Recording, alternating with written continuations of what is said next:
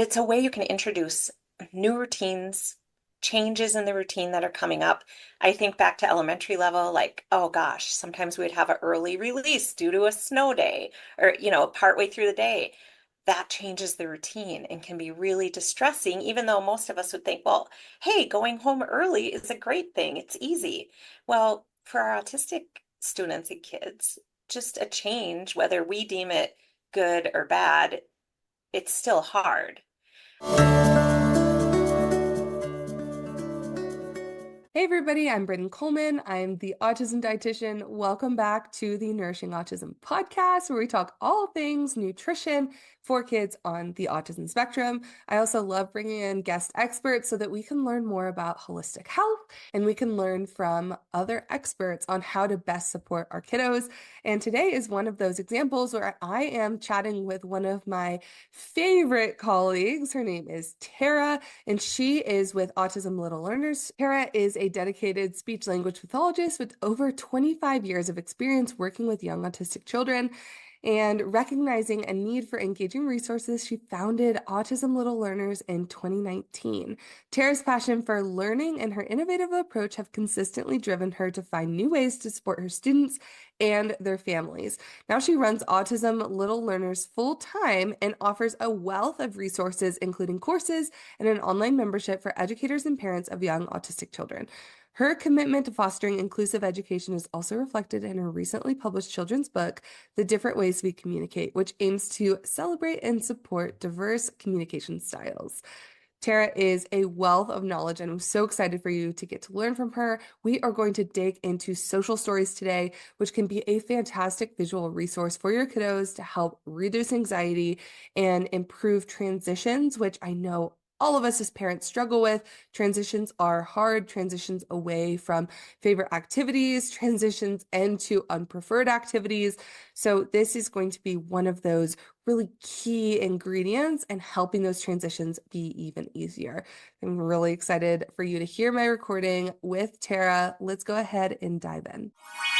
Is your child experiencing delayed potty training? Are you having a difficult time affording your incontinence care? If so, there's a solution at no cost to you. Our trusted partner, Airflow Urology, provides medical-grade continence care essentials like child pull-ups, adult briefs, bed pads, and more, free through your insurance. With Airflow, your favorite bladder control supplies are sent right to your doorstep with their discreet monthly deliveries. Customers have reported close to $200 a month in savings with Airflow Urology, and over 2 million people have trusted Airflow to verify their insurance benefits. All you need to do is fill out their quick 2-minute form. Visit airflowurology.com/nourishingautism. That's aeroflowurology.com/nourishingautism and let them know I sent you. Hey everyone, welcome back to the Nourishing Autism podcast. Today I am sitting here with a good friend who I'm so excited to chat with. Hosted a really fantastic summit this past year that I got to be a part of, and I'm just excited to bring her on the podcast. So welcome in. Thank you. I'm so excited that we get to connect again because that means I think this is the third time we've been able to actually see each other and talk in person this year. Well, not in person, but online, face to face. Thank you so much for being here. And I'm so excited to chat with you. And we're digging into something that I haven't talked about on the podcast before. And it sounds like you actually haven't talked about it on any other podcast either, which is social stories. And that's something that I have so many people coming to me with questions about around mealtime. But I'm now kind of realizing I don't think that I fully understand social stories just from our conversation that we just had before this started recording. So I'm so excited. I'm excited too. And social stories have been around a long time. And I have been a speech language pathologist for like 26 years. So I think they've been around longer than I've been in the field. That's so amazing. Well, I mean, before we dive in, I want you to tell us who you are, what you do, and who you help. Yeah, absolutely. So I'm Tara Phillips. I'm a speech language pathologist, and I've taught young autistic kids my entire career. And the first half was at the elementary level, and the second half was at the early childhood level. And I loved both levels for different reasons. I recently left the classroom to run Autism Little Learners full time. And with Autism Little Learners, I help busy and stressed educators and parents of young autistic children. I really focus on 3 to 5 year olds, and I help them move past that overwhelm and develop confidence through trainings and a variety of educational resources. And I think variety is the key word here because you do so much. And I didn't realize it until I was digging into your website. I mean, you hosted the Preschool Autism Summit this past, was that in July? That was July. Yeah, with an insane amount of people that attended.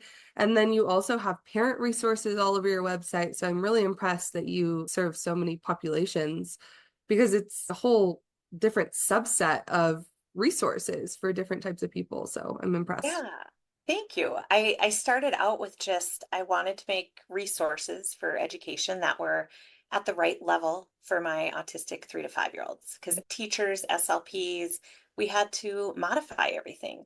And so that's where I got started. Well, then the more resources I made, the more requests I got for training. How do I use this? How do I implement this strategy? And I thought I was going to be teaching educators. And then parents were like, well, I want to know too.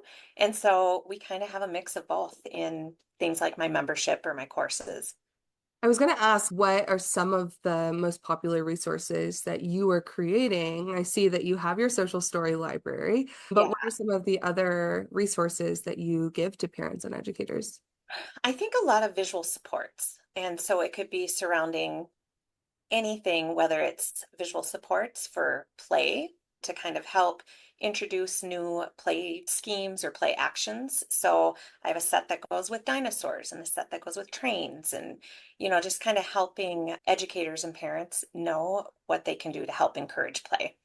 I have obviously a lot of communication and language kind of resources.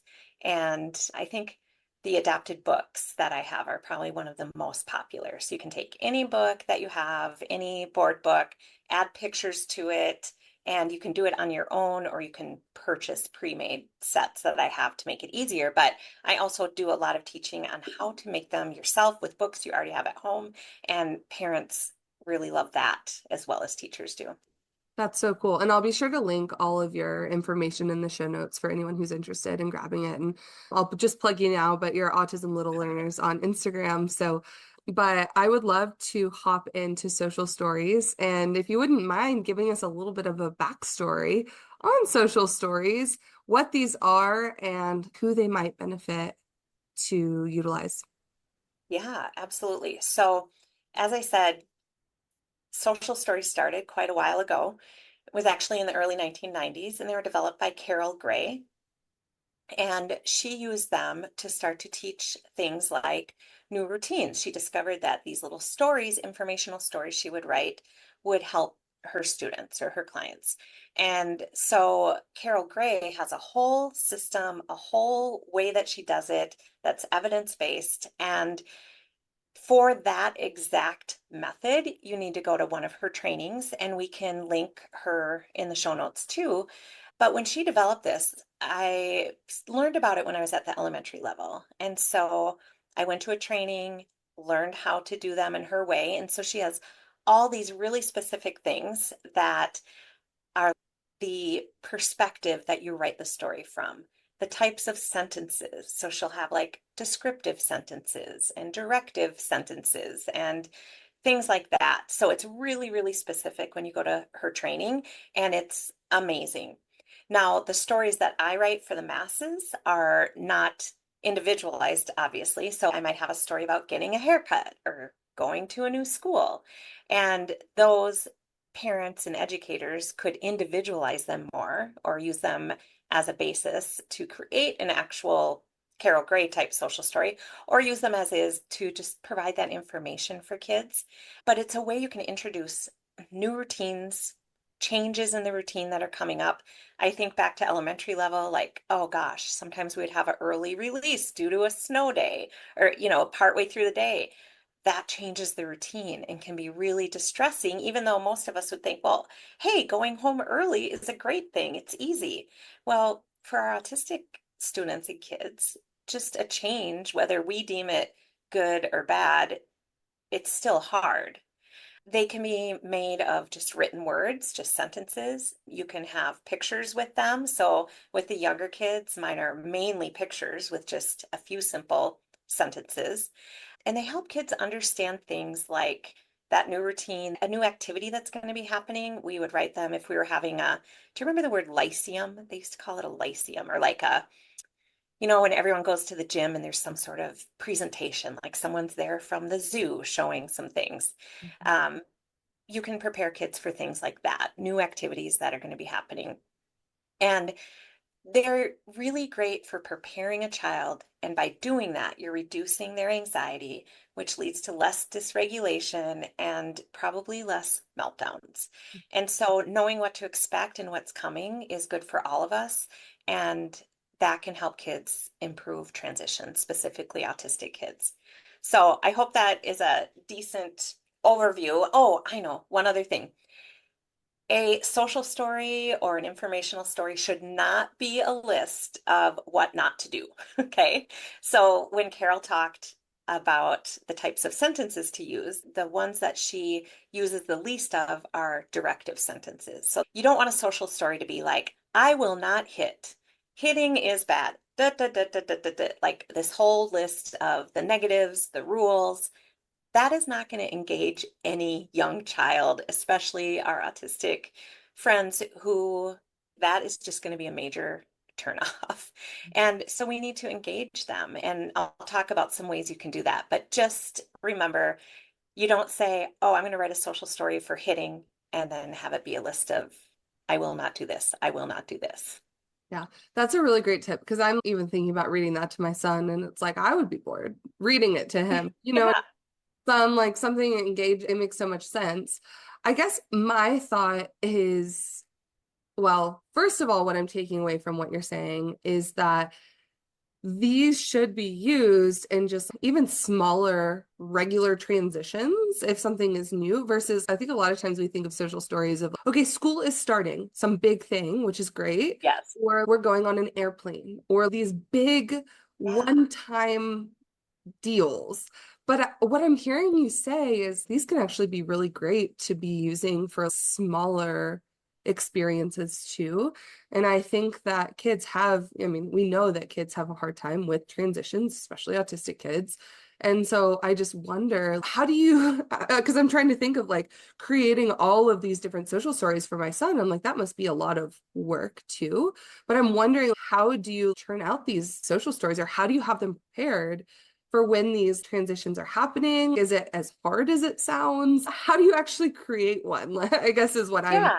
thinking. Yeah, in the ones that I provide free, for me, it first came from experience, like what I was experiencing in the classroom. I'd write a story for it, and I think I'm not the only one experiencing this. Mhm. But like you said, some can be for one-time things or things that don't happen as often. I have one for going in an airplane. I have one for trick-or-treating, the Easter Bunny, all of these things that, yeah, we do them every so often or once a year, but we have to revisit that every year because it's not an everyday routine. It's not a predictable routine. And so I think that's the biggest thing. I'll give you some examples of, I think you're kind of getting at like, what situations do you use them? And some of those smaller things. So you could have one, if you have a student that you notice, they're really not understanding checking their schedule. And just that one piece of it, okay, they're following their schedule, but like getting to it and checking it, that might be a good social story. Just laying out the exact steps, bringing the attention to that. And so you just start looking at the day and thinking of all these little things. I'll also tell you about what we called on the fly social stories, because those are the more realistic ones, especially for parents. I So, think that's kind of where I was getting of when you're in a bind and you know you need yes, you can you just whip one out of thin air? yes, What do you do? yeah, yeah, exactly. Okay, I'll talk about those first, the on the fly, because they're really realistic. And then I'll kind of go into some other times when they might be really helpful. So many times as educators, we are in the middle of a transition. It always seems to be a transition where we're like going through the lobby to go to the bus at the end of the day, and there's a million parents there and a big audience, and it could be due to the sensory aspect of it's noisier in there, but often we have a student that will drop down to the floor, and we have that breakdown in the transition. Mm. And you're standing there in front of all these people, and there's a lot of pressure on the adult to figure it out. And that is one time where an on the fly social story is so helpful. So, literally, this is a true story. That exact scenario happened. I'm alone. I don't have, my paras are bringing other kids out to the bus. So I look over and I see the secretary, and I'm like, hey, can you bring me a pen and a piece of paper? Okay. So they bring it over, and I draw. The thing with this student was that day, they normally go on the bus, but mom was there to pick them up, and that was a change. And again, you'd think, well, their parents there. That's great. Kids would prefer that. But it was a change in the routine and enough to make him stop in his tracks and go down and be like, I'm froze. So I get the pen and paper and I draw the worst picture of a bus ever. It looked like a roller skate. And I just said, no bus. And I put the universal sign of no over it. Like, okay, there's a change. We have no bus. And then I drew like four squares on there because I wasn't going to be able to make a story with pages. But okay, no bus, but mom's here and we're going in mom's car. And they're stick figures. They're like the worst drawings ever. My dad was a junior high art teacher and he would have been like, wow, Tara. But this is a thing. It's partially narrating it out loud too. They don't care what your drawing looks like. He totally understood it and took the piece of paper and walked out to the car. So on the fly, those are the times where they really can work like magic. Not every time. If the child's way too dysregulated, the paper's going to get thrown or crumpled up. But sometimes, especially when they start getting used to you doing that. So if I had students that I had written social stories for quite a few times in the moment like that, if I get a piece of paper and start writing and I'll say, oh, mom is coming today, and they'll come over and look and watch me do it, even 3-year-olds. And when you're drawing the pictures, and I'm like, no bus, mom's coming. Awesome if you can do it ahead of time and not in the lobby. But that's just a way you can use the on the fly and you start to get that buy-in. That's amazing. And also, I'm having a moment where I'm realizing I did that with my son and I didn't realize what I was doing, but now I'm giving myself this little pat on the back because we were leaving the park. There was this little wagon and he wanted it so bad. Mhm. And so Mhm. he was the whole way home sobbing, wagon, wagon. And we got home and I was just like, this is dysregulation through the roof. And we had to go home for nap time and we had to be home. And so there were some crayons there, and we drew a wagon. We drew Sammy in the wagon. We drew him going to sleep and then going to get the wagon at the park. And I was so shocked how much he calmed down because I was like, this is a Hail Mary. I literally Yeah. don't have anything else to offer at this moment. And it worked. And I was so surprised. I mean, he was like sad for a little bit and we kind of got him out of it, got a snack, went to bed. And then we went to the park later and he was like, wagon. It's like, yes, like we talked Oh. about this. But he's not even 2 yet. But it was the first time I think he really understood that verbal cue was not working for him. When I was telling him wagon later, he was like, I want wagon now. But being able to see it, I think really just changed it for him. That was the one and only time I've done that. But I am patting myself on the back for doing it now.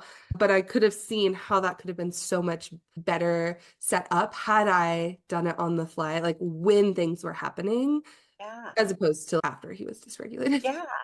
And then, if it's something that happens a lot with a specific student or more than one student, that's when I go, okay, I might write the story and get some cute pictures and do it ahead of time and laminate it or just have a couple copies so that now we can prepare ahead of time.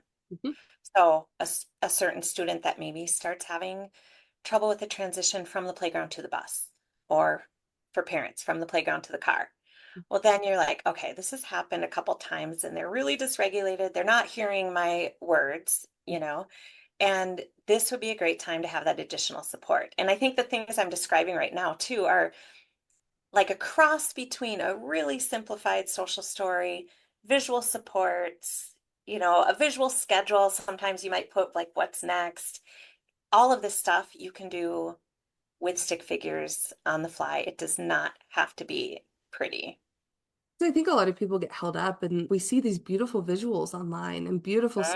stories, people selling them on Etsy and teachers pay teachers, Yeah, all of these things. And I think we hold ourselves to that expectation as parents that we have to have this perfect, bound social story. But what I hear you saying is these are still so beneficial, even if you're just showing up with a piece of paper and a yeah, pen, it could still be yeah. beneficial. And I tell parents to have a notebook and a pen or even a dry erase board because you could Mhm. then just reuse it. But it helps you when you're in a pickle, like when sometimes parents will be driving from one place to the next and they want to prepare the child for what they're going to do. Okay, we're going to go to Target, draw the big Target, and then McDonald's, and just kind of so they can fit that one more stop in, or it gives you a tool to be able to prepare a student. And even in the classroom where I have tons of the pre-made visuals, sometimes something will come up even on a visual schedule where it's like, oh, I don't have a picture for that snack they brought today. So I will literally get this little post-it and I'll draw a picture of it and stick it on their visual schedule or on their communication book. That's so good. I have also heard, Molly from Autism Consultant, she'll like Yeah. screenshots on her phone and the folder that she'll store or tell parents to store photos. And I'm like, oh, Mm, that's also, I could see that. I like the idea of actually not having to use a yeah. screen. But I also, it's kind of a good idea to have all of those in one place where you can communicate, which I think is Yeah. really cool. I love that.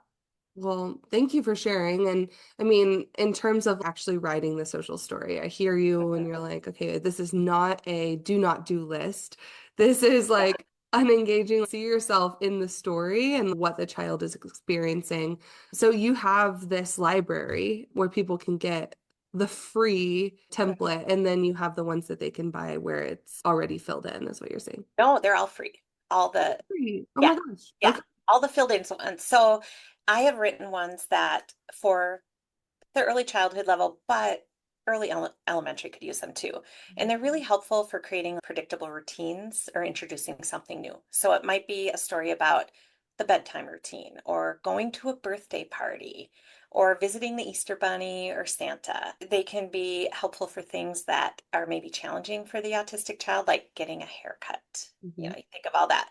A story can be one piece in kind of helping with that tough situation. Transitioning to a new school, going to the doctor. And so social stories are good for introducing things also like holding hands in a parking lot, going to the grocery store, and the routine of going to school or bedtime routine. I'm also wondering, a lot of the families that I work with, one of their biggest problems at school when it comes to nutrition is like their kids aren't eating at all. And Yeah. so I think a lot of times that comes down to how overwhelming the cafeteria is, what their food is going to be like at school, how it's going to look. So I could see there being a really good social story that could help fill in that Ah, gap of we don't have a microwave and kind of helping them know what to expect when they're yeah, also eating some of their favorite foods that are out of context and they're maybe prepared a little bit differently than they typically yeah, have at home. So I'm kind of running that through my head. If you have yeah. one, let me know. I don't for that. So I think we should collaborate on that That would be so and fun. get that out because I think that is a tough one. I've had students that have eaten in the lunchroom, the cafeteria, and others that stay back and would used at the elementary level used to eat in my classroom. And there's some different things that you can do to kind of help prepare. And like I said, the social story can be one piece.